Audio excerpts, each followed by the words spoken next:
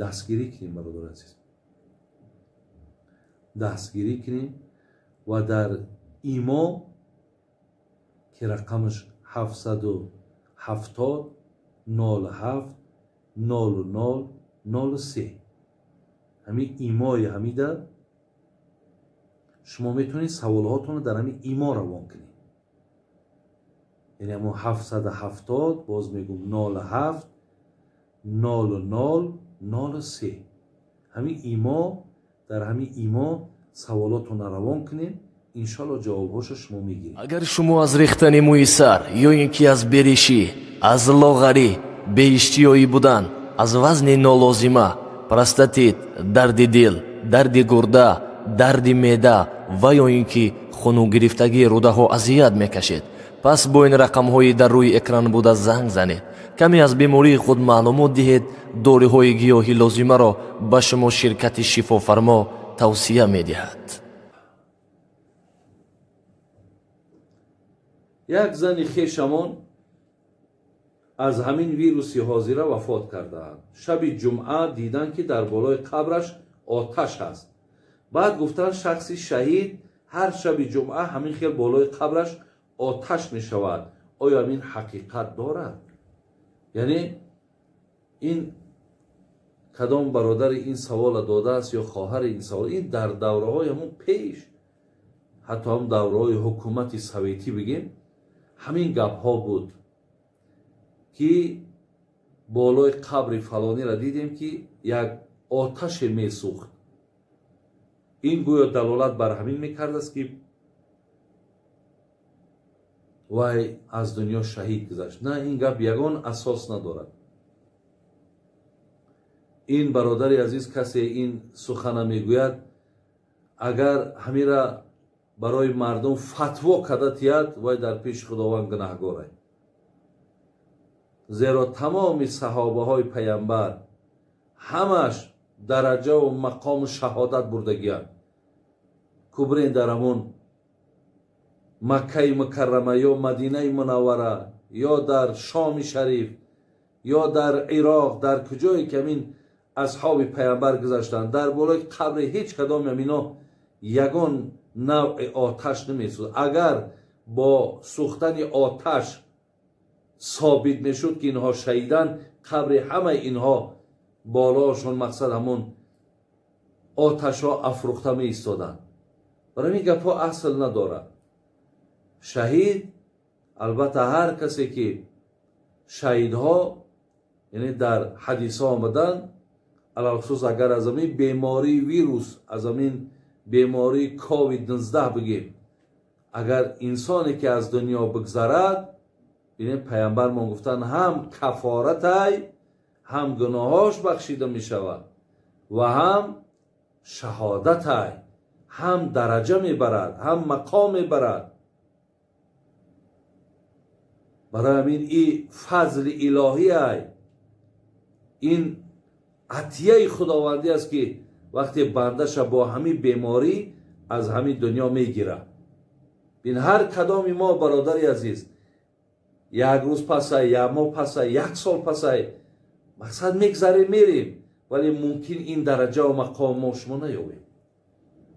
برای همین هر کسی بیماری با بیماری مبتلا می شود، غیر کووید 19 هم وقتی بیمار می شود، هر روزش ولی بینین هر روزی بیماری او میگه مثل کوی احد که یک کوی کلانترین است، میگه تمام خطاها و گناهاش سوخته نابود می شود.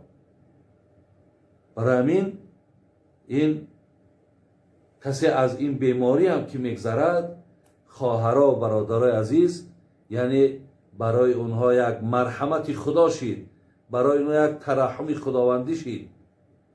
از الیاس این جای خفگی و جای ملالی هم ندارد، لیکن بالای قبر او گویا یک نوع آتش یا شمع بسوزد و او را بعد شهید گویند.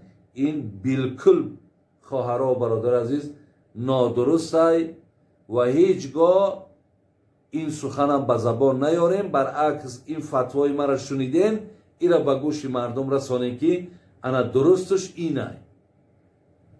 زیرا باز میگم که اگر با سوختن آتش انسان شهید بودنش ثابت میشد، ولی این مکه و مدینه مثال دیگه بگیم چراغ هم در کار نبود.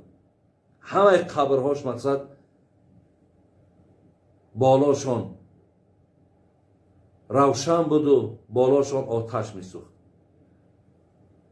سوال دیگر، مادرم از سبب بیمار بودنش نمیخواهد که به حج روم.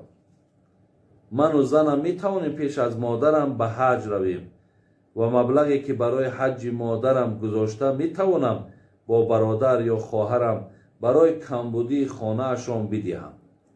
یعنی این برادر ما را مادرشان بیماره و مقصد امکانیت یا قوت رفتن حج ندارد، ولی آیا این فرزندها کلین میتواند که مقصد حج کنه؟ البته میتونید. شما از مادرتون یعنی دعای نیک بگیرید. اصلا حج به گردن کسی هست که او مالش به همون حج میرسد.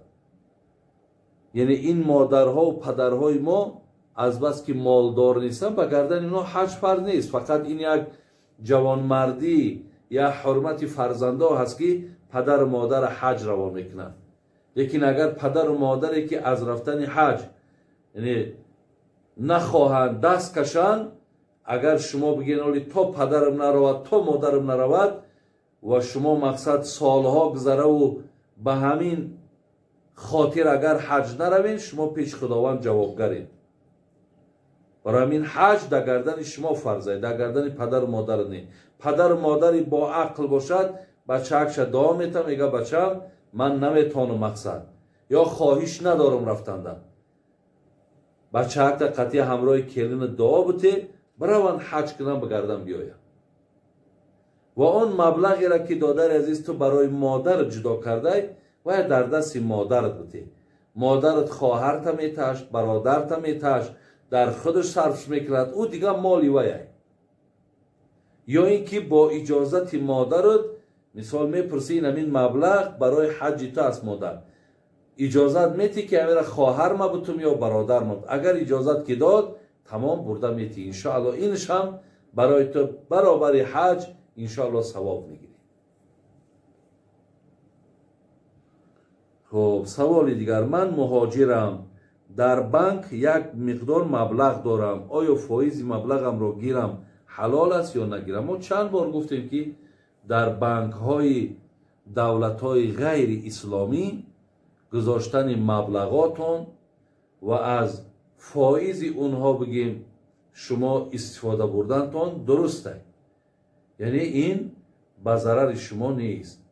برای همین همون حدیثی را که مذهب خودمان ای جناب حضرت مکحول که یکی از عالمان تابعین بود که گفتم برای ما و شما که یعنی اون مال را که شما با همراهی آدمانی غیر مسلمان در ملک غیر مسلمان وقتی معامله ریبوی میکنین، معامله مثال با فایز میکنین، وای گناهی به شما ندارد. یعنی این اجازت های خواه مثال پولی نختش میگیری یا خواه مثال شما در اونجا خانه میگیرین، خواه مقصد یگان ماشین میگیرین، خواه لوازمات خانه را میگیرین، یعنی همین معامله با اون مردم برادران و خواهران عزیز اجازت های. و از خدای مهربان خواهان او هستم که در این لحظه هایی که با شما بودم با شما سوال و جواب کردم. امیدم همین است که خدا توفیق هم گوش کردن نصیبتون کنه و هم میل و محبت و خواهشتون به دین خدا زیاد کنه. و برادر عزیز باز هم تکرارم که شود همین صحیفه را، همین صحیفه نور تیوی را دستگیری کنیم برادر عزیز، دستگیری کنیم و در ایما که رقمش 770 07 00 03 همین ایمای همیده شما میتونید سوالاتون رو در همین ایما روان کنید.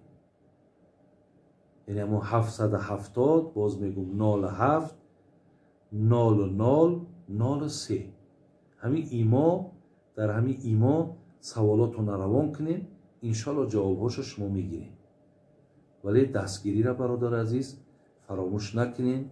انشالله ما تصمیم گرفتگیم که خداوند اگر یگان آفت و مشکلات بالامون نیارد، ما از همین طریقه همین نور تیوی با شما انشالله صحبت ها داریم.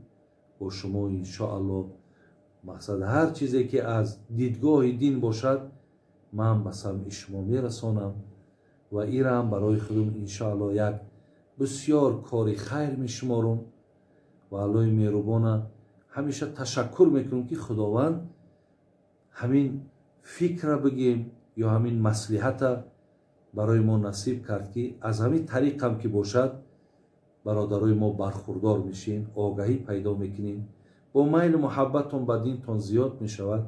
در حق ما هم برادر عزیز همیشه دعاگو باشین، زیرا بسیار زمانهای پرفتنه شده، فتنه های زمانه به حد زیاد شده و بسیار کس ناکس در جامعه زیاد شده، بدخواه ها و بدگوی ها زیاد شده، آدم های غرضدار بسیار شده. برای همین برادرای عزیز در حق ما هم دائم دعاگو باشین. منم در حق شما همیشه دعا میکنیم و از همین انشاءالله شبکه، از همین صحیفه خدا خواهد من با شما چیزی که ای دست میآید، چی توانایی را که الله دادهیم، من انشاءالله در شما خدمت میکنم. السلام علیکم و رحمت الله و برکاته. برادرها بدرین شبکه نور تیوی را دستگیری کنین، یک 10,000 ابونچی بشوه. عین حال 8,000 شبکه اصلی بابای حاجی میرزا چخلی شما خودتون شنویدین. ثبتای نو در اینجا هست. برادرها بدرین ابونه شوین. 2,000 ابونچی نمیرسه برادرها.